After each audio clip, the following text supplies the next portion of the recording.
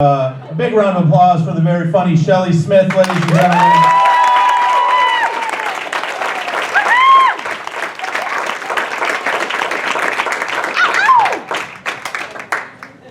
Hey y'all. Girls, I want you to know that right now I'm that female that's like, oh my god, am I wearing horizontal stripes on stage? I made that choice earlier. I'm like, yeah, this looks good. Now I'm like, horizontal stripes? What the hell? What's I thinking? You know what I'm talking about? What's I thinking? This table over in the corner back there, earlier I was trying to get a feel for like how out of pop culture I actually am. And I was like, do you guys know The Wire and Game of Thrones? Like, is that something I can talk about? Like, yeah. And one guy goes, you gonna talk about porn? No.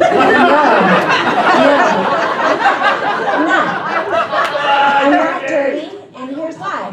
So, when I first started doing comedy, I gave dirty a shot, right? And immediately in my mind was my mom's voice like, what are you doing talking about stuff like that on stage? You are going to hell in a handbasket talking like that on stage! And I'm like, I don't think I am going to hell. I'm a good Christian girl, whatever, you know. But if I had to, I think that would be nice. You know, because the way I have it pictured, if I went to hell, is like a coal truck. You know what I mean? Like, oh God, where are we going? You're going to hell. No! Like that, right? But in a handbasket, it would be like, where are we going? To hell! No! There's like a gingham lining, sandwiches. Nice! So no porn. But it is weird what we do. We come up here and we do this, we talk and we do the thing that makes some people cry, right? People are like, I'm not speaking in public. And little kids come home from school crying when kids laugh at them, right? This is why I should not babysit your kids. If any of you guys were wanting to, I don't know why you would want me to babysit your kids. But they would come home and they would be like, Shelly, somebody was laughing at me. And I'd be like, what was it? Was it those pants? Was it your breath?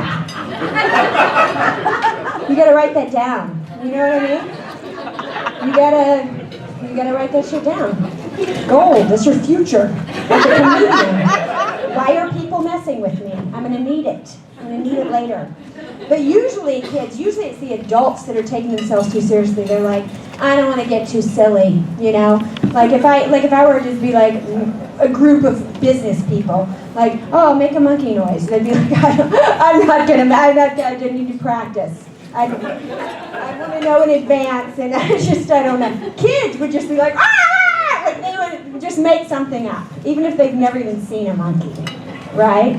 None of them are going to be too cool to make a monkey noise. You know, they're never going to be like, you know what I would love to, but I've got to finish drawing this robot, and I've got a bunch of rocks in my pocket. I've got to figure out where they're going to go in my room, and a couple of jelly beans I've been meaning to eat. My plate is full, you know? My plate is full. One of the things I've realized when I drive around Metro Detroit, I listen to 95.5. Anybody listen to 95.5? Yeah! Booty rock, right? Yeah. And if you don't worry, because I'm going to describe every single song. There's only 5. There's 5. And I'm not the demographic they're aiming at, by the way. But here's the gist of all of them on this Valentine's Day. Hey, lady with the butt that you have, you leave me no choice because of the size of your butt. I'm going to come over there and put my penis all over you, and you are going to love it. It's going to be the best. And I really can't not do it because of the size of your butt. Because I have to do it, and all the other guys in the station think theirs is the best, but mine is really the best. You're going to love it. And you don't believe me, I've had sex with all kinds of people, and you can ask them. That's all the love songs on 95.5. You have to listen to it now. So I was for no good reason really. A friend of mine was in town, wanted to shoot pool. I found myself in the 8-Ball. Yeah. Shooting pool. Nice establishment. The bathroom is gorgeous. And there's graffiti all over the bathroom. And one of the graffiti things was, so I lost my virginity at 15, so sue me. So I'm like, well, it seems a little bit like adding insult to injury, but sure. I'll file some paperwork. I'll show up in court, you little slut. I'll do it. I don't want to deny you your pleasure. So I've got a friend who's like, she has a really normal job, and she's like, whenever she's with me, she's like fascinated. Oh my God! She introduced me to her friends. Oh my gosh, Shelly does stand-up comedy. She has all these weird friends. Don't you have friends in the circus? Shelly has circus. Don't you have circus friends? And I'm like, no, I do not have circus friends. And then all of a sudden I'm like, wait a minute, hold on a second. Dance teacher, dispensary owner, t-shirt guy, librarian, bitch, massage therapist, fake gay boyfriend, cab driver, triathlete, Asian DJ, slut, barista, jazz bassist, other massage therapist, not that cool of a guy, I keep around to fix things, not a single circus friend. In my circle of friends, I realized. So I've been working on an ad, maybe you guys can help me. 40-something female seeks circus friend, or carny, I'm not sure about the wording, because I want to be careful in Ann Arbor. Right? There's some freaks around here. You can't get a casual circus freak, right? Is that your circus friend, Shelly? Nope. That's Terry. Beard and a dress. Just the way they roll. Not in the circus. Works in HR, actually. Just a regular old Ann Arborite, to tell you the truth. Yeah, he's wearing roller skates, or she, whatever. Regular person, right? Graduated, top of his class, whatever. You need someone like in a sparkly outfit, juggling, riding an elephant. That is my circus friend in Ann Arbor. So here's what I've noticed about love songs is they're extreme, right? So either they're so extreme, like I want you so bad, like I'm gonna love you until you hate me.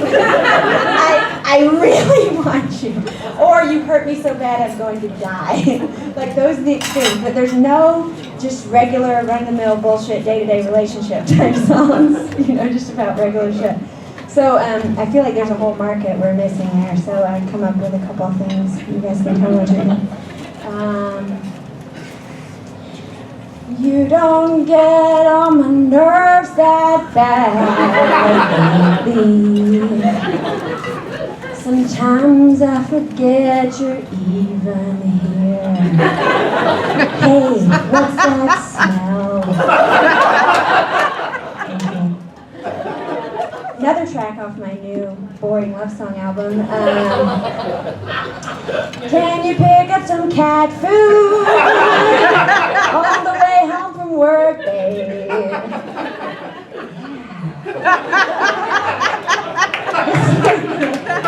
Is buying my album. So I was dancing around to Michael Jackson Pandora earlier, and Billie Jean came on, and it's classic, right? Billie Jean. And I was like, I only grew up knowing one Billie Jean, and I'm from the South, and she was a total redneck, and it always confuses me, like, how would Michael Jackson and Billie Jean end up hanging out at all? Because the line from the song is, she told me her name was Billie Jean, and she caused a scene, right? And this is the way I always picture it. It's like, hey, Michael Jackson! Guess who? It's Billie Jean. Look at what I got going on right here. Remember me? Little black, white dancer guy. Look at this going on. Is that the way you guys picture it, too? Like that? So I've realized lately that I have colleagues now if you're younger, if you're in your 20s, these are your dumbass friends. But once they work for an insurance company or a car dealership and they have khakis and ties and stuff, they're your colleagues now. So you hear, instead of hearing, so it's all the same, it's just language. It's like, excuse me, miss, one of your colleagues is in the hotel fountain. If you could just meet us over there and help her. I think I don't know, I think she's still alive. She's with your group, right? She's one of your colleagues, yes. She's one of my colleagues, she is. So I work from home. I actually coach salespeople, and there's anybody work from home?